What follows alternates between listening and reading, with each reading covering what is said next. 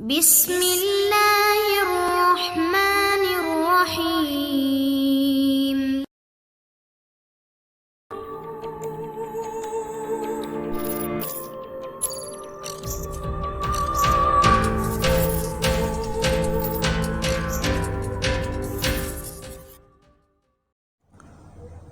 السلام علیکم دوستو،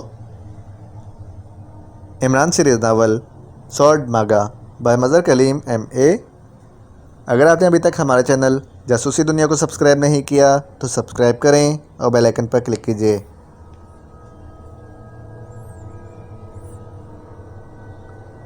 بولو، ڈیمی نے کہا۔ عمران اور پاکیزہ سیکرٹ سروس اگر یورپ آتی ہے تو لامحالہ وہ لوگ ہمارے خلاف کام کرنے آئیں گے، کیونکہ تلوار تو ہم نے واپس کر دی ہے اور تلوار کی واپسی کا بہانہ نہیں چل سکتا۔ وہ اب صرف اس لیے حرکت میں آئیں گے کہ ہم نے ان کے سفارتکار کو ہلاک کیا ہے۔ وہ یہاں خزانے کی تلاش میں بھی نہیں آئیں گے، اس لیے ہم اگر انہیں خزانہ تلاش کرنے پر لگا دیں تو پھر مشن مکمل ہونے کا امکان ہے۔ دوسری صورت میں ان کو ہلاک کر دیا جائے تو یہ لوگ ہمیشہ کے لیے ہماری جان چھوڑ سکتے ہیں۔ آسکر نے کہا، تم نے ٹھیک سوچا ہے، لیکن مسئلہ تو یہ ہے کہ وہ ہمیں ٹریس کیسے کریں گے؟ انہیں کیسے پتہ چلے گا کہ ان کے سفارتکار کو بلیک اسٹون نے ہلاک کیا ہے؟ ڈیمی نے کہا۔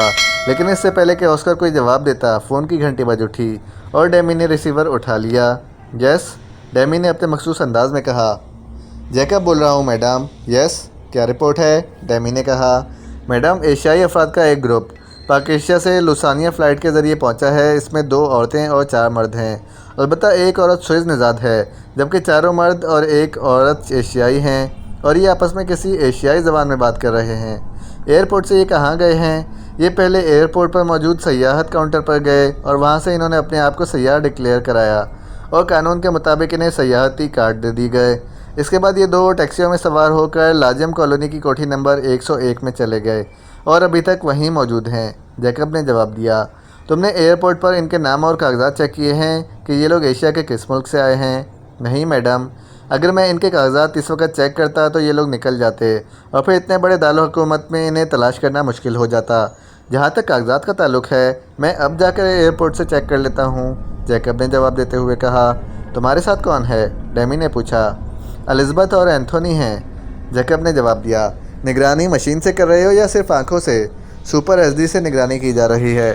اوکے، تم الزبتھ اور اینتھونی کو یہیں نگرانی کے لیے چھوڑ دو اور انہیں سمجھا دو کہ وہ انہیں ہر وقت نظروں میں رکھیں، اور تم خود ایئرپورٹ جا کر ان کے کاغذات کی تفصیل، ان کی تصویریں اور نام اور سب کچھ معلوم کر کے مجھے فون پر رپورٹ دو۔ یس میڈم، دوسری طرف سے مدبانہ لہجے میں کہا گیا۔ اوکے، ڈیمی نے کہا اور ریسیور رکھ دیا۔ ایشیائی سیاحوں کے گروپس تو یہاں آتے ہی رہتے ہیں، اور دوسری بات یہ کہ ان کے ساتھ ایک سوئز نژاد عورت ہے، اس لیے یہ گروپ سیکرٹ سروس کا نہیں ہو سکتا، کیونکہ کوئی ملک اپنی سیکرٹ سروس میں کسی دوسرے ملک کے باشندے کو نہیں رکھ سکتا۔ یہ عورت ان میں سے کسی کی فرینڈ بھی تو ہو سکتی ہے۔ ایسا اس وقت تو ممکن ہو سکتا ہے جب وہ کسی مشن پر نہ ہوں، لیکن کسی مشن پر کوئی بھی کسی اجنبی کو برداشت نہیں کر سکتا، آسکر نے کہا۔ لگ جائے گا پتہ، ذرا انہیں مزید آگے بڑھنے دو، ڈیمی نے کہا۔ اگر یہ ہمارے مطلوبہ لوگ ہوئے تو تمہاری کیا پیش رفت ہوگی؟ آسکر نے کہا۔ انہیں برسر عام گولیاں نہیں ماری جا سکتیں، کیونکہ انہوں نے اپنے آپ کو سیاح رجسٹرڈ کرا لیا ہے، اور لوسانیہ کے قانون کے مطابق کسی سیاح کو ہلاک کرنا تو ایک طرف، اس سے غلط بیانی یا اس کی طرف متوجہ نہ ہونا بھی جرم عظیم ہے، کیونکہ لوسانیہ کی کل آمدنی میں سے آدھے سے زیادہ حصہ سیاحوں سے حاصل ہوتا ہے۔ انہیں معلوم ہوتا ہے کہ یہاں انہیں ہر قسم کا تحفظ حاصل ہوتا ہے، اس لیے انہیں کھلے عام تو مارا نہیں جا سکتا، البتہ انہیں اغوا کر کے شہر سے باہر کسی پوائنٹ پر لے جایا جائے اور وہاں ان سے پوچھ گچھ کی جائے۔ اگر یہ ہمارے مطلوبہ بندے ہوئے تو انہیں وہیں مار کر بطور ثبوت ان کے سر کاٹ لیے جائیں، تاکہ چیف اور حکومت کو ثبوت دکھایا جا سکے، اور لاشیں برقی بھٹی میں ڈال کر راکھ کر دی جائیں۔ پھر محکمہ سیاحت خود ہی انہیں تلاش کرتا رہے گا۔ ہمارا کام تو ہو گیا، ڈیمی نے کہا۔ لیکن اگر اس گروپ میں عمران شامل ہے تو پھر اسے تو ہلاک نہیں کیا جا سکتا۔ کہا تو یہی جا رہا ہے کہ عمران ماگا خزانہ تلاش کر لے گا۔ اس وقت ہمارے ملک سمیت ہر ملک ماگا خزانے کی تلاش کے لیے بے چین ہے، آسکر نے کہا۔ ہاں، تمہاری بات درست ہے، لیکن کیا تم نے یہ سوچا کہ یہ لوگ اگر واقعی پاکیزہ سیکرٹ سروس سے متعلق ہیں تو انہیں آئرلینڈ جانا چاہیے تھا، یہ یہاں کیوں آئے ہیں؟ ڈیمی نے کہا۔ ہاں، تم ٹھیک کہہ رہی ہو، اب تم واقعی عقلمندانہ باتیں سوچنے لگ گئی ہو۔ یہ لوگ دراصل اپنے سفارتکار کی موت کا انتقام لینے یہاں آئے ہیں، لیکن انہیں کیسے پتہ چلا کہ یہ کارروائی ہم نے کی ہے؟ وہ بہت تجربہ کار سیکرٹ سروس ہے۔ ایکریمیا تک اس سے بچنے کی کوشش کرتے ہیں، حتیٰ کہ اسرائیل جیسا طاقتور ملک بھی ان کے سامنے کچھ نہیں ہے۔ آسکر نے جواب دیتے ہوئے کہا، اگر عمران کو خزانے کے بارے میں علم ہے تو پھر میں اسے یہیں یہ راز معلوم کر لوں گی۔ اس وقت تک اسے موت بھی نہیں آئے گی جب تک وہ مجھے یہ راز بتا نہیں دیتا۔ پاکستانی سفارتکار اور بوڑھے پروفیسر شاربی پر خوفناک تشدد کر کے کیا حاصل کر لیا گیا جو ان سے کر لو گی؟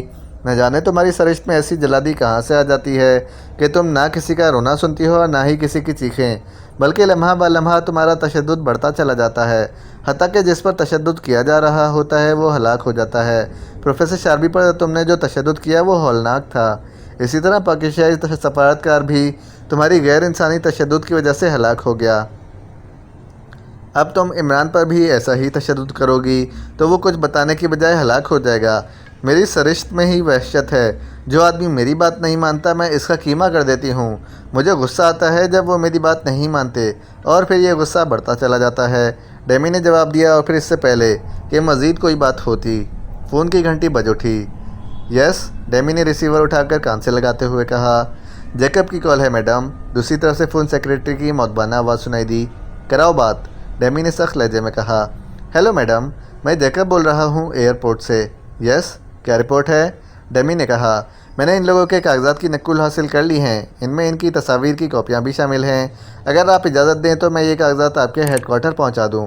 ہاں پہنچا دو، اور پھر تم خود ان لوگوں کی نگرانی کے لیے چلے جاؤ۔ الزبتھ اور اینتھونی دونوں بے حد تجربہ کار ہیں، لیکن تمہاری بات دوسری ہے، ڈیمی نے کہا۔ اوکے میڈم، جیکب نے کہا، اور اس کے ساتھ ہی رابطہ ختم ہو گیا تو ڈیمی نے ریسیور رکھ دیا۔ پھر تقریباً نصف گھنٹے بعد آفس کا دروازہ کھلا اور ایک نوجوان اندر داخل ہوا۔ اس کے ہاتھ میں ایک لفافہ تھا۔ یہ جیکب دے گیا ہے آپ کے لیے، نوجوان نے جھک کر ڈیمی کو سلام کرتے ہوئے کہا اور لفافہ ڈیمی کے سامنے رکھ دیا۔ ٹھیک ہے، جاؤ، ڈیمی نے کہا تو نوجوان سر جھکا کر واپس مڑ گیا۔ ڈیمی نے لفافہ کھولا تو اس میں کافی تعداد میں کاغذات تھے۔ ڈیمی نے کاغذات علیحدہ علیحدہ کر کے میز پر اس طرح رکھ دیے جیسے تاش کے پتے ایک دوسرے کے ساتھ رکھے جاتے ہیں۔ دونوں عورتوں کے کاغذات علیحدہ علیحدہ رکھے گئے تھے۔ یہ پاکستانی نژاد ہیں، ڈیمی نے جھک کر غور سے کاغذات کو دیکھتے ہوئے کہا۔ یہ تو جیکب نے پہلے ہی بتا دیا تھا کہ وہ پاکستان سے آنے والی فلائٹ سے آئے ہیں۔ سنتے رہا کرو، درمیان میں بولنے کی ضرورت نہیں ہے، ڈیمی نے ڈانٹتے ہوئے کہا، اور آخر میں بولنے کا کوئی فائدہ نہیں ہے، آسکر نے بھی جواباً لازماً دینا تھا۔ تم خاموش نہیں رہ سکتے؟ اگر نہیں رہ سکتے تو یہاں سے چلے جاؤ، بلکہ واقعی گیٹ آؤٹ، ڈیمی نے غصے سے چیختے ہوئے کہا۔ اوکے، مجھے بھی آرام کی ضرورت محسوس ہو رہی ہے۔ تھینک یو، بیٹھی سر کھپاتی رہو، بلکہ میرا مشورہ ہے کہ جا کر ان سے مل بھی لو، آسکر نے منہ بناتے ہوئے کہا اور واپس جانے کے لیے مڑ گیا۔ رک جاؤ، میں کہتی ہوں رک جاؤ، ڈیمی نے یکلخت چیختے ہوئے کہا۔ کیا ہو گیا ہے تمہیں؟ اس قدر آپے سے باہر کیوں ہو رہی ہو؟ چھوڑو اس سیکرٹ سروس کو، شادی کر کے بچے پیدا کرو اور ایزی ہو کر گھر رہو، آسکر نے دانت پیستے ہوئے کہا۔ پھر وہی بکواس، تم مجھے اپنی باتوں سے پاگل کر دو گے۔ بیٹھو اور اب بولنا مت، ڈیمی نے کہا تو آسکر دوبارہ کرسی پر بیٹھ گیا۔ تم نے یہ کیوں کہا ہے کہ میں شادی کروں اور بچے پیدا کروں، گھر میں ایزی رہوں؟ کس کے گھر کی بات کی ہے تم نے؟ بولو، ڈیمی نے کہا۔ تمہارے شوہر کا گھر، اب اتنی سی بات بھی تم مجھ سے پوچھ رہی ہو، آسکر نے منہ بناتے ہوئے کہا۔ میں 1000 بار لعنت بھیجتی ہوں ایسے شوہر پر جو مجھے گھر میں بٹھائے رکھے۔ بہرحال تم نے آئندہ مجھے یہ مشورہ نہیں دینا۔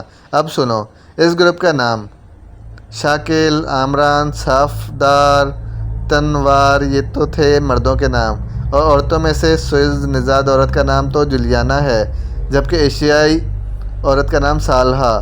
اب بولو، یہ عامران وہی عمران ہے یا کوئی اور ہے؟ بولو۔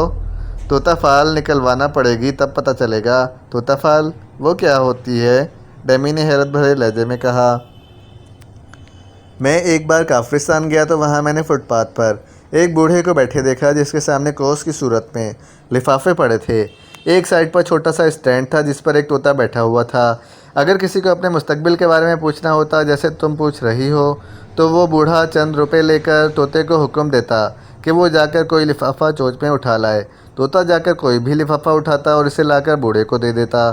بوڑھا لفافے میں سے ایک کاغذ نکالتا جس پر قسمت اور مستقبل کا حال لکھا ہوتا کہ آئندہ تمہارے ساتھ یہ ہوگا اور یہ ہوگا۔ اسے وہاں طوطا فال کہتے ہیں، آسکر نے تفصیل بتاتے ہوئے کہا۔ گڈ، واقعی دلچسپ چیز ہے، میں تو صرف سوچ کر ہی انجوائے کر رہی ہوں، ڈیمی نے کہا۔ یہ وہی عمران ہے، اور یہ یہاں ہمارے خلاف کام کرنے آئے ہیں، ان کا خاتمہ ضروری ہے ورنہ یہ ہمیں ختم کر دیں گے۔ آسکر نے سنجیدہ لہجے میں کہا، تو اس پوری کوٹھی کو میزائلوں سے اڑا دوں؟ کیا کروں؟ بولو، ڈیمی نے کہا۔ ان پر بے ہوش کر دینے والی گیس فائر کراؤ یا خود جا کر کرو، پھر ان بے ہوش افراد کو اسپیشل پوائنٹ پر لے جاؤ اور اس عمران سے پوچھ گچھ کرو کہ یہ یہاں کیوں آیا ہے، اس کا ارادہ خزانہ تلاش کرنے کا ہے یا نہیں، پھر انہیں ہلاک کر دینا۔ آسکر نے کہا تو ڈیمی نے اس بات میں سر ہلا دیا۔ عمران صاحب، آپ نے بتایا نہیں کہ آپ لسانیہ آمد کس لیے ہوئی ہے؟ ہمیں تو آئرلینڈ جانا چاہیے تھا، ماگا سارے قدیمہ وہاں ہے تو ماگا خزانہ بھی وہیں ہوگا۔ صفدر نے کہا تو عمران بے اختیار ہنس پڑا۔ کیا وقت آ گیا ہے بیچاری پاکیشیا سیکرٹ سروس کے لیے کہ وہ مدفون خزانہ تلاش کرنے پر مجبور ہے، عمران نے ہنستے ہوئے کہا تو سب بے اختیار ہنس پڑے۔ آپ نے صفدر کی بات کا جواب نہیں دیا۔ کیا جواب دوں؟ پاکیشیائی سفارتکار پر غیر انسانی تشدد کیا گیا ہے اور یہ تشدد لسانیہ کی ایک تنظیم بلیک اسٹون نے کیا ہے۔ جہاں تک میں نے معلومات حاصل کی ہیں، اس تنظیم کے سپر سیکشن کی انچارج ڈیمی اور اس کا ساتھی آسکر ہیں اور ان دونوں نے سفارتکار پر تشدد کیا ہے، اس لیے ہم یہاں پہنچ گئے ہیں۔ ہم پہلے ان سے اپنے آدمی کا حساب صاف کریں گے، پھر خزانے کے بارے میں سوچیں گے، عمران نے جواب دیتے ہوئے کہا۔ وہ سب اس وقت لسانیہ کے دارالحکومت کی ایک رہائشی کوٹھی میں موجود تھے۔ وہ پاکیشیا سے براہ راست لسانیہ آنے والی فلائٹ سے یہاں پہنچے تھے۔ یہ کوٹھی چیف ایکسٹو نے لسانیہ میں اپنے نمائندے کے ذریعے ان کے لیے ایڈوانس بک کرا دی تھی۔ عمران صاحب، کیا آپ نے محسوس کیا ہے کہ ایئرپورٹ سے یہاں تک پہنچنے کے دوران ہماری باقاعدہ جدید مشینری کے ذریعے نگرانی کی گئی ہے؟ کیپٹن شکیل نے کہا تو سوائے عمران کے باقی سب ساتھی چونک پڑے۔ عمران کے چہرے پر ہلکی سی مسکراہٹ ابھر آئی تھی۔ ہماری نگرانی اور وہ بھی جدید مشینری کے ساتھ؟ تم نے کیسے چیک کیا؟ صفدر نے حیرت بھرے لہجے میں کہا۔ کیپٹن شکیل، کیا تم نگرانی کی اس جدید مشینری کو جسے دھوپ کی اینک کے طور پر استعمال کیا جاتا ہے جانتے ہو؟ ہاں، میں نے پچھلے دنوں ایک سائنسی میگزین میں اس کے بارے میں نہ صرف تفصیل سے پڑھا تھا بلکہ میگزین میں اس کی تصاویر بھی دیکھی ہیں۔ ویسے تو بظاہر یہ دھوپ سے بچاؤ کا چشمہ ہے، لیکن اس چشمے کے نچلے حصے میں سفید رنگ کے نقطوں کی قطار سی بن جاتی ہے جو صرف غور سے اور توجہ سے دیکھنے پر ہی نظر آتی ہے، اور ان نقطوں کی قطار کی بنیاد پر اسے پہچانا جاتا ہے، ورنہ یہ کافی فاصلے سے چیکنگ کر لیتی ہے۔ کیپٹن شکیل نے جواب دیتے ہوئے کہا۔ گڈ، ہماری نگرانی ایئرپورٹ سے ہی شروع ہو گئی تھی اور شاید اب بھی یہ لوگ باہر موجود ہیں اور آپ اطمینان سے بیٹھے ہوئے ہیں تاکہ یہ ہمیں بے ہوش کر کے گولیوں سے اڑا دیں۔ موت کا تو ایک وقت مقرر ہے، اس لیے موت کا ذکر درمیان میں مت لایا کرو۔ موت اللہ کے حکم سے آتی ہے ورنہ وہ خود زندگی کی حفاظت کرتی ہے۔ جہاں تک اطمینان سے بیٹھنے کا تعلق ہے تو پاکیشیا سے روانگی سے پہلے میں نے بے ہوشی سے بچاؤ کی 2 گولیاں لے لی تھیں اور ہم سب اپنے اصل شہروں میں آئے ہی اسی لیے تھے کہ ہمیں انہیں ٹریس نہ کرنا پڑے بلکہ وہ ہمیں ٹریس کر کے آگے بڑھائیں، عمران نے کہا۔ عمران صاحب، بے ہوشی سے بچاؤ کی گولیاں آپ ہم سب کو دیتے، آپ کو اپنے علاوہ تمام ساتھیوں کا تحفظ نہیں چاہیے؟ صالحہ نے کہا۔ میرے خیال میں تو تم سب مجھ سمیت بے ہوش پروف ہو چکے ہو، عمران نے مسکراتے ہوئے کہا تو سب بے اختیار ہنس پڑے۔ بے ہوش پروف؟ کیا مطلب؟ جب کوئی کام شدت سے وقوع پذیر ہونے لگے تو اس کے خلاف جسم میں مزاحمت پیدا ہونی شروع ہو جاتی ہے۔ یہی کیفیت ہماری ہے۔ ہم مسلسل کئی بار بے ہوش ہو چکے ہیں کہ اب جسم میں پیدا ہونے والی مزاحمت کی وجہ سے بے ہوش کر دینے والی گیس ہم پر اثر نہیں کرتی اور ہم بے ہوش پروف ہو چکے ہیں، عمران نے باقاعدہ وضاحت کرتے ہوئے کہا۔ تو آپ نے گولیاں کیوں کھائیں؟ اسے کہتے ہیں حفظ ما تقدم۔ اس کا کیا مطلب ہوا عمران صاحب؟ آپ نے جانے اس قدر مشکل الفاظ کہاں سے سن لیتے ہیں؟ یہ مشکل لفظ نہیں ہے، عام استعمال کیا جاتا ہے، مطلب ہے اپنا ایڈوانس تحفظ سوچنا، عمران نے کہا تو سب بے اختیار ہنس پڑے۔ عمران صاحب، میرا خیال ہے کہ آپ اس بار ہم سب سے اصل بات چھپا رہے ہیں، اچانک کیپٹن شکیل نے بڑے سنجیدہ لہجے میں کہا تو عمران سمیت سب چونک پڑے۔ اگر ایسی بات ہے کیپٹن شکیل تو تم عمران صاحب کا ذہن پڑھ لیتے ہو تو خود ہی پڑھ لو اور ہمیں بتا دو، صفدر نے مسکراتے ہوئے کہا۔ اس بار عمران صاحب نے اصل آئیڈیا چھپا رکھا ہے، اس طرح کہ مجھے صرف اندازہ ہوا ہے کہ کوئی مسئلہ ہے لیکن سمجھ نہیں آ رہا، کیپٹن شکیل نے جواب دیتے ہوئے کہا۔ عمران صاحب، اب آپ ہم سے بھی چھپائیں گے؟ صفدر نے کہا۔ اس نے کیا چھپانا ہے؟ تم خواہ مخواہ اسے اتنی اہمیت دے رہے ہو، خاموش ہو جاؤ، خود ہی بتا دے گا، تنویر نے کہا۔ اسی لیے تو تنویر خاموش رہتا ہے اور یقیناً اسے خود بخود علم ہو گیا ہوگا، عمران نے مسکراتے ہوئے کہا تو سب بے اختیار ہنس پڑے۔ مجھے ضرورت نہیں ہے خواہ مخواہ تمہارے بارے میں سوچنے کی، تنویر نے منہ بناتے ہوئے کہا۔ چلو خواہ مخواہ نہ سوچا کرو بلکہ اسے الٹ کرو، یعنی خواہ مخواہ کی بجائے خواہ مخواہ سوچ لیا کرو، عمران نے جواب دیتے ہوئے کہا۔ لیکن اس سے پہلے کہ مزید کوئی بات ہوتی، باہر سے سٹک سٹک کی آوازیں سنائی دینے لگیں، اور یہ آوازیں سنتے ہی عمران اور اس کے ساتھی چونکے ہی تھے کہ عمران کا ذہن کسی تیز لٹو کی طرح گھومنے لگا۔ اس نے اپنے ذہن کو سنبھالنے کی بے حد کوشش کی، لیکن اس کی تمام کوششیں بیکار ثابت ہوئیں اور اس کا ذہن تاریکیوں میں ڈوبتا چلا گیا۔ پھر جس طرح تاریک بادلوں میں بجلی کی لہر ابھرتی ہے، اسی طرح عمران کے تاریک ذہن میں بھی روشنی کی لہریں ابھرنے لگیں، اور پھر آہستہ آہستہ اس کا ذہن شعوری حالت میں واپس آ گیا۔ تو عمران بے اختیار مسکرا دیا، کیونکہ اس نے ایک ہی نظر میں چیک کر لیا تھا کہ وہ اور اس کے ساتھی کرسیوں پر راڈز میں جکڑے ہوئے ہیں، اور یہ راڈز گردن سے لے کر پیروں تک موجود تھے۔ راڈز اس قدر ایک دوسرے کے قریب تھے جیسے انہیں خطرہ ہو کہ یہ لوگ مکھی یا مچھر کی طرح ان راڈز کے درمیان سے نکل جائیں گے۔ عمران کے ساتھی ڈھلکتے ہوئے انداز میں کرسیوں پر پڑے ہوئے تھے۔ اس کا مطلب تھا کہ صرف عمران کو ہی ہوش آیا تھا، اور اس کی عمران کے ذہن میں مطابق دو وجوہات تھیں۔ ایک تو یہ کہ اس نے واقعی بے ہوشی سے بچاؤ کے لیے پاکیزیہ روانگی سے قبل 2 گولیاں کھا لی تھیں، لیکن اس کے باوجود وہ بے ہوش ہو گیا تھا۔ تو اس سے ایک ہی نتیجہ نکالا کہ ان پر فائر کی جانے والی بے ہوش کر دینے والی گیس ان گولیوں سے زیادہ طاقتور تھی، لیکن اس کا فائدہ یہ ضرور ہوا کہ ان گولیوں کی وجہ سے اسے جلد ہی ہوش آ گیا، اور وہ بھی جانتا تھا کہ اس کی ذہنی مشقوں نے بھی اس کے خود بخود ہوش میں آنے میں اپنا کام کیا ہے۔ بہرحال وہ ہوش میں تو آ گیا تھا، لیکن اب سوچ رہا تھا کہ ان راڈز سے چھٹکارا کیسے ملے گا۔ اس کی تیز نظریں اپنے جسم کے گرد موجود راڈز پر جمی ہوئی تھیں، اور پھر چند لمحوں بعد اسے راڈز پر سیاہ رنگ کے گول دھبے نظر آنے لگ گئے۔ تو عمران کے چہرے پر قدرے اطمینان کے تاثرات ابھر آئے، کیونکہ ان دھبوں سے ظاہر ہوتا تھا کہ یہ راڈز ریموٹ سے کنٹرول کیے جاتے ہیں، اور ایسے راڈز عام طور پر ناقابل تسخیر سمجھے جاتے تھے۔ لیکن عمران نے ایسے راڈز کے بارے میں نہ صرف ایک کتاب ایکریمیا سے منگوا کر ان کا مطالعہ کیا تھا، بلکہ اس نے رانا ہاؤس میں تجرباتی طور پر اس پر کام بھی کیا تھا، کیونکہ اسے معلوم تھا کہ ہر شخص جدید ایجاد کو زیادہ اہمیت دیتا ہے۔ پہلے ایسے راڈز تھے جو کرسی کے عقب میں موجود ایک بٹن سے آپریٹ کیے جاتے تھے، پھر ایسے راڈز آئے جنہیں باقاعدہ بجلی کے بٹن سے آپریٹ کیا جاتا تھا، اور اب یہ جدید ترین راڈز آ گئے تھے جو طویل فاصلے سے بھی ریموٹ کنٹرولر سے ہی آپریٹ کیے جاتے تھے، اس لیے انہیں ناقابل تسخیر سمجھا جاتا تھا۔ لیکن سائنسی ایجاد کو سائنس سے ہی شکست دی جا سکتی ہے۔ عمران نے ان راڈز پر باقاعدہ کام کیا تھا تاکہ ان سے نجات حاصل کرنے کا کوئی ایسا طریقہ سامنے آ جائے جس سے انہیں آسانی سے بلکہ فوراً کنٹرول کیا جا سکے، اور ایسا طریقہ اس نے نہ صرف دریافت کر لیا تھا بلکہ اس پر تجربات وہ رانا ہاؤس میں کر چکا تھا۔ اس کا خیال تھا کہ وہ اپنے تمام ساتھیوں کو بلا کر اس سارے سسٹم کے بارے میں بریفنگ دے گا، لیکن اس سے پہلے یہ مشن سامنے آ گیا، اس لیے وہ اس بارے میں اپنے ساتھیوں کو کچھ نہ بتا سکا تھا۔ یہ طریقہ نہ صرف انتہائی آسان تھا بلکہ اس کے لیے کسی قسم کے آلے کا استعمال بھی ضروری نہیں تھا۔